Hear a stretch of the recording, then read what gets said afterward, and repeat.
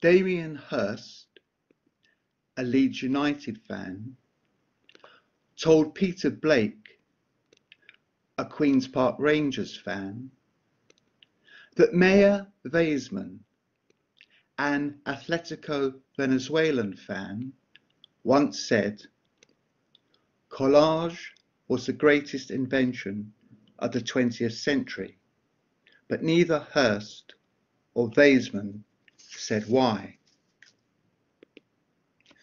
I would say that in the same way Cubism liberated artists from traditional means of representing the world, collage liberates and unleashes our imaginations from the confines of technique and rational sequential thought. It permits never seen before juxtapositions and scenarios. And of course, there is the activity, the excitement of finding collage material. A book, newspaper, postcard, which might in itself inspire new and unexpected work. There is the joy of cutting, the purposeful or random putting together and pasting of material. This for me comes the closest I get to playing as a child. Recently, I found slides of several collages I made as a schoolboy in Margate. I had already decided I wanted to be an artist and was greatly supported by my art teacher, Mr. Gillam, who believed this was possible and helped pack me off to a foundation course. As well as making my own work, I facilitate workshops with people with dementia. This has always worked best when using collage. The physical activity of putting together a collage recalls lost, forgotten memories and experiences, and repairs, restores, recaptures, and reconvenes a greater sense of self. I keep workbooks of collages, putting together images and words as a way of generating ideas. So the collage here led to a song titled Twins, and this collage led to writing this, like twigs. Those tiny black eyes, pinpricks of hate, the barnacle-encrusted body moving slowly towards her, sideways, the stench of breath, giant clacking claws closer and closer, seizing a horse's head, a deathly pincer-like grip, tighter and tighter, bones snapping like twigs, deafened, sickened her. Thrown to the ground, hands raised to the sky, exactly as she had been shown, her eyes huge, horrified, terrified, her clothes torn, exposed flesh. The crescendo of violins. "Cut!" shouts the director. "Cut!" Every day for the past 4 years, I've kept a day page, my collaged diary. Images come from the Metro newspaper. It's free, and I type the text. If away from home, for instance, when working in prison where, as you might guess, collage is used to create work with offenders, I take a portable typewriter.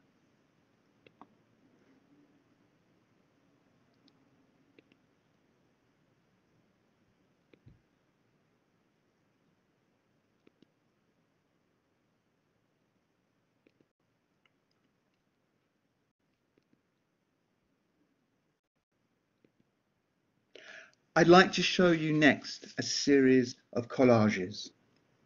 There are around 30 collages in the series, which describe living in Quebec with a Canadian artist.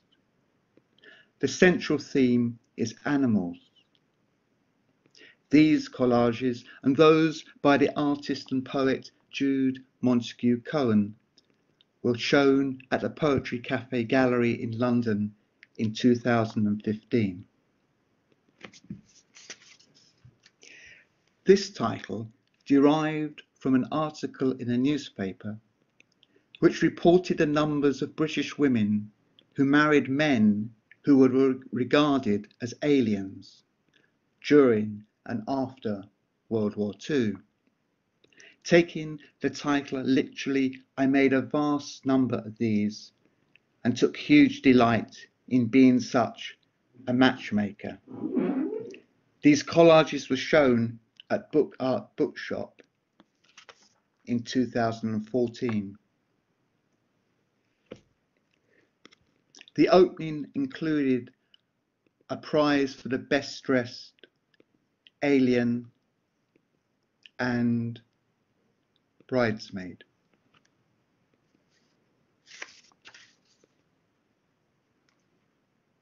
I showed a number of these books to Simon Good and Sarah Bodman at an artist's advice session at the London Centre for Book Arts, and was advised to make this place your second home.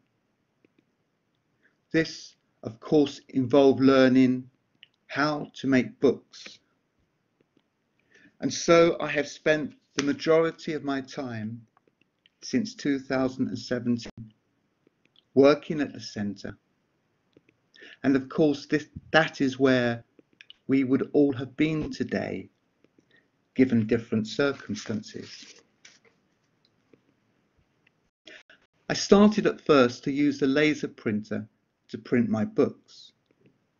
More recently, I have made Riso printed books. This included 3 books inspired by postcard views of Indian cities. Each book has a glassine insert between each of the pages. Here is the collage page, and here the page in the book. Here the collage page, here the page in the book. The collage page, the page. I'd like to say something about the text in my collages.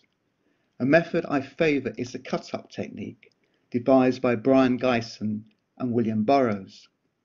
A text, either the writer's own or another's, is cut up and rearranged to create something new. This method was used by David Bowie to create some of his songs. I take a text, either directly related to the subject matter of the images or something completely different. For instance, using instructions from a car manual to create a love story. I cut out phrases that catch my eye. I then compose a text and match that to an image. This can take an immense amount of time. Rin Fan Ten-esque was produced to celebrate the 200th anniversary of the writing of Frankenstein. The images are from a book of Shackleton's Arctic adventures, which I bought in a Paris second-hand bookshop for €3, and the text is naturally cut out from a copy of the novel. Greek sculpture and hummingbirds. The genesis of this book was a happy accident, a collage moment when a hummingbird I had cut out landed on the catalogue to the exhibition Rodin and Ancient Greece, which was lying on my desk. I was immediately taken with this juxtaposition. The book consists of hummingbirds laser printed onto acetate, which then overlay a marble figure.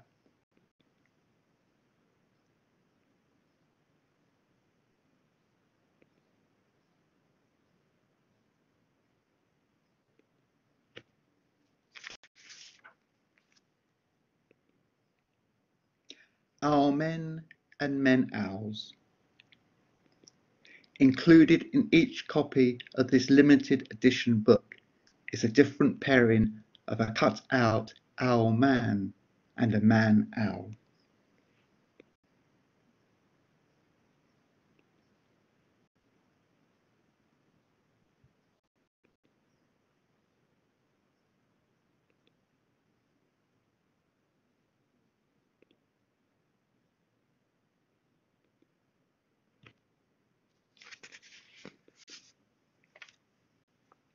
Collaged boxes. Whilst making my books at LCBA, I work at home on collage boxes. Sometimes these touch on themes explored in the collages and books, but mostly they are new things.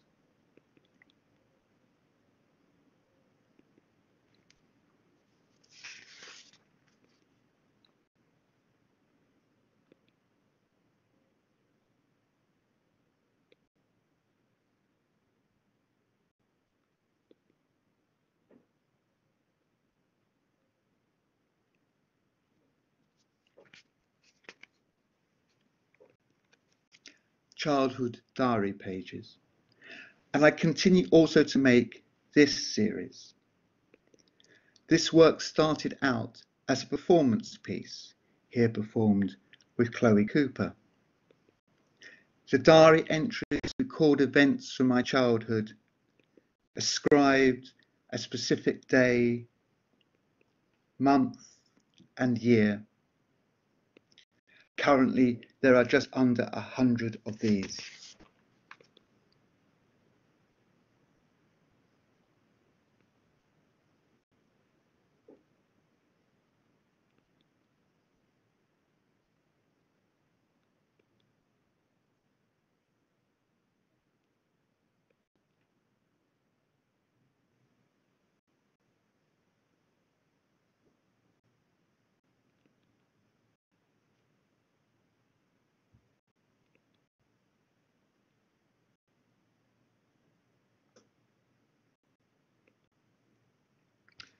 Moon gardening book.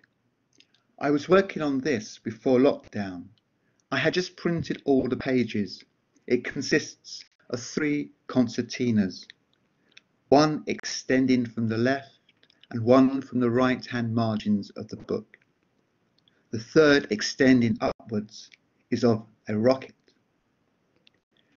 With the concertinas extended, the book will measure approximately 6 feet in height and 24 feet in length.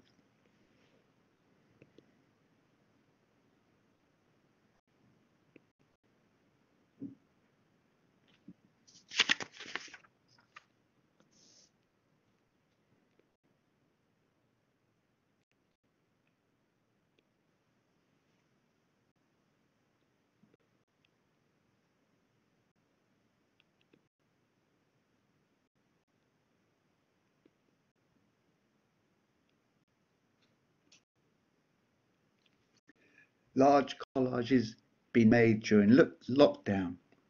When lockdown occurred, I decided to make huge collages. I was able to get hold of several large pieces of plywood. Unable to get fresh collage material, I could only use what I had collected. This one, which measures 6 feet by 23 inches, is titled Scenes from an Unmade Film. The second, 8 foot by 2 foot, is The Tower. Rather than lots of details, I thought it best to run a camera over the collages, and here are 2 films.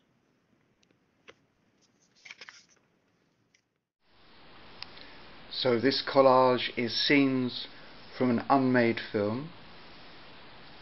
The central image is of a chateau, in the windows of which are numerous dogs peering out to see if the work they have asked the workmen to do is being carried out to their exact instructions. And the dogs cannot leave the house. that might strike a chord with many of us. Going down to the bottom, there's a nun. Well, there's many things, but there's a nun. She may be seeing the Virgin Mary, and people have gathered around her to witness her seeing the Virgin Mary. That's going to lead on to another collage called The Visitation. Along the bottom we have lots of flowers, people picking flowers, daffodils. There seems to be a surfeit of rabbits. We move up to the top, there's a lake, a woman singing, a small boy with a boat. As we head towards the top, along the ridge we have circus performers,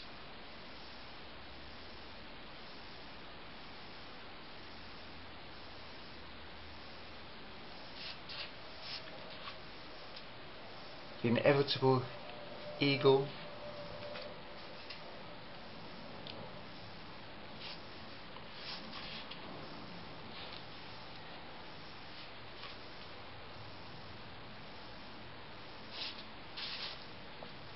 and then right at the back there's another little valley of daffodils. So I like the idea that what started at the front is repeated at the back, maybe implying that that continues beyond and beyond into the landscape. We have musicians here who are accompanying the woman and man who are dancing, and down the front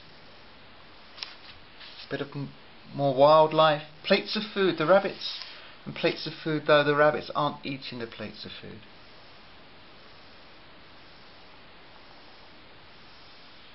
So again, this is using up all the bits and pieces that I've collected over the years,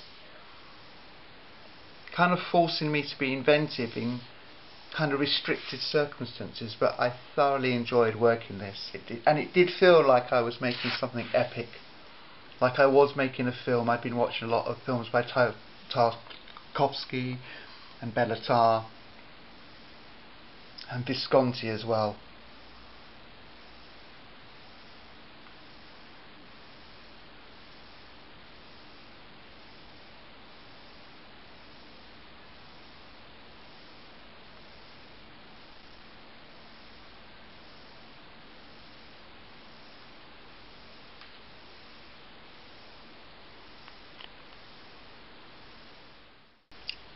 So this is the tower. This measures 8 feet by 2 feet wide. I'm going to start at the bottom and go up and just glide across the surface. So right at the beginning, in front of the stairs where there's a wedding, there are the exact number of bridesmaids to match, like the generals who are in attendance here. And we go up, and there, lying on the architecture, there is a plinth and a ledge, and that is where the jilted bride is just resting there. And the snipers there, they're there because around the tower all these animals have gathered to witness.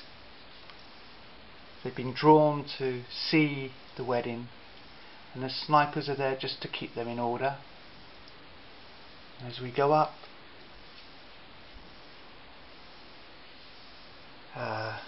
the two men dueling there are doing so for the affection of the woman in the portrait there, and this is like a chorus of singers who are in an operatic manner telling about their love affairs, their loves for the woman.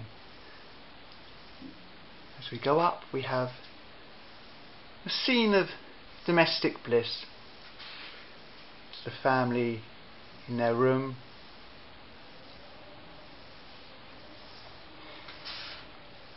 and then one member of the family is taking a bath.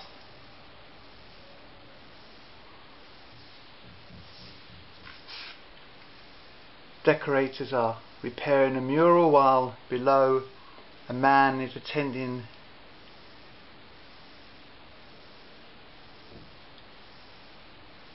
to the reclining lady.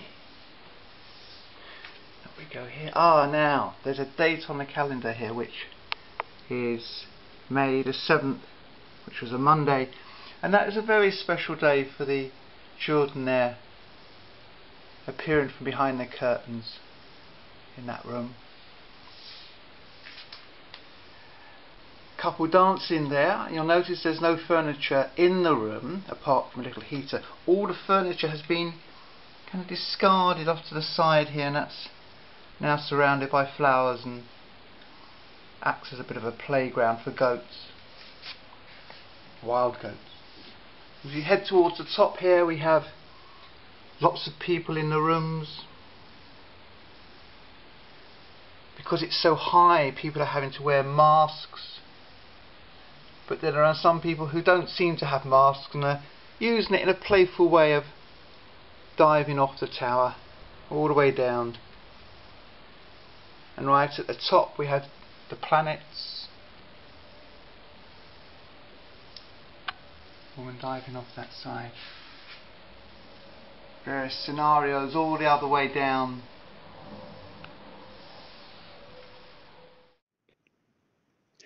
And finally, if time permits, a few other collages.